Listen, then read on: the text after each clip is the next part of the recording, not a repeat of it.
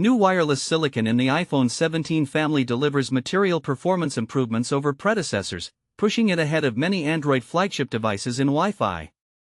Apple's first custom networking chip, the N1, arrives in the iPhone 17 family, while Android flagships have leaned into Wi-Fi 7 and 6 GHz with enhanced capabilities made possible by 320 MHz channels. The primacy of Wi-Fi performance in the everyday user experience and the proliferation of new form factors mean device manufacturers are competing more intensely for access to the best networking silicon. Using global, crowdsourced speed test intelligence data from the 6 weeks after the iPhone 17 family of devices hit stores, we compared the performance of Apple's N1 with its Broadcom-based predecessor and leading Android flagships using Wi-Fi silicon from Qualcomm, MediaTek, and Broadcom. Key takeaways: Apple's N1 chipset is a substantial upgrade. The iPhone 17 family delivers a clear step change in Wi-Fi performance versus the Broadcom-based iPhone 16 lineup, with faster download and upload speeds across every region. Globally, median download and upload speeds on the N1 were each up to 40% higher than on its predecessor. Google's Pixel 10 Pro and iPhone 17 families jostle for Wi-Fi leadership. The Pixel 10 Pro recorded the highest global median download speed at 335.33 megabits per second during the study period, marginally edging out the iPhone 17 family at 329.56 megabits per second. The pattern flips at the 10th percentile, worst case, where the iPhone 17 family leads globally with 56.08 megabits per second, just ahead of the Pixel 10 Pro family at 53.25 megabits per second. Xiaomi's 15T Pro delivers the strongest upload and latency performance. Based on MediaTek Wi-Fi silicon integrated with the Dimensity 9400 Plus platform, the 15T Pro performed strongest in 90th percentile, best case, download speed at 887.25 megabits per second, upload speed at the 10th, median and 90th percentile levels and median multi-server latency, 15 milliseconds, globally. Huawei's Pura 80 family suffers from lack of 6 GHz support but remains competitive on non-6 GHz networks. Based on a self-developed chip-level collaboration, likely from HiSilicon, it lags other flagships in download and upload speeds, with a particularly acute gap at the 90th percentile where the absence of 6 GHz support hurts peak performance. Notwithstanding this, when looking only at non-6 GHz samples, the Pura 80 family is more competitive and, on Wi-Fi 6, delivers the second fastest upload speeds at the 90th percentile, 603.61 megabits per second, in Southeast Asia against Android flagships. Wi-Fi 7 and 6 GHz are force multipliers for flagship Wi-Fi silicon, though adoption remains regionally skewed. Across Android families, median 6 GHz download speeds were at least 77% faster than 5 GHz, and the step from Wi-Fi 6 to Wi-Fi 7 delivered a similar lift.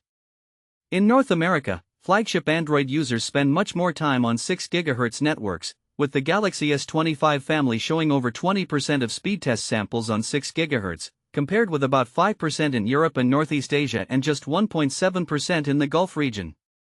Methodological note: this analysis uses speed test data collected from September 19 to October 29, 2025. The included Wi-Fi 7 capable devices are listed below.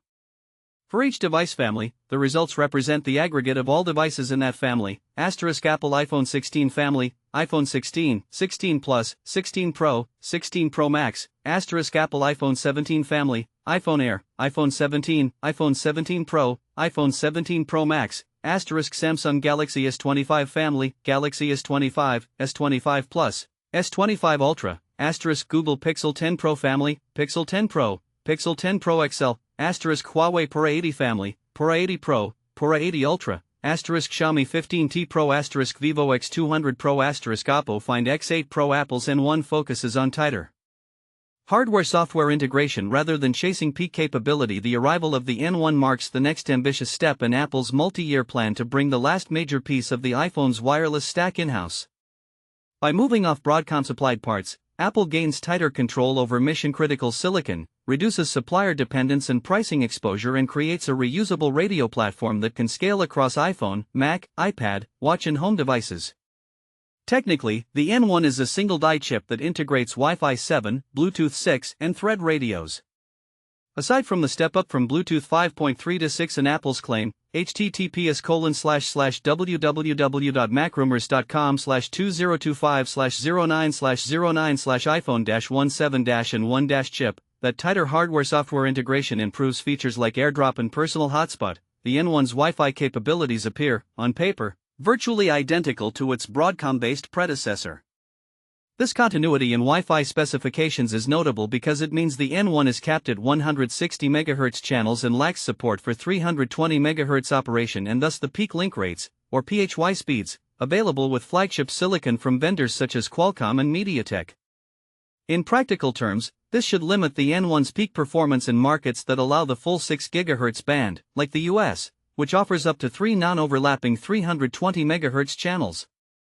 It should also limit performance, although potentially to a lesser degree, in regions that allow only the lower 6 GHz block, like the EU and UK, which offer just one non-overlapping 320 MHz channel.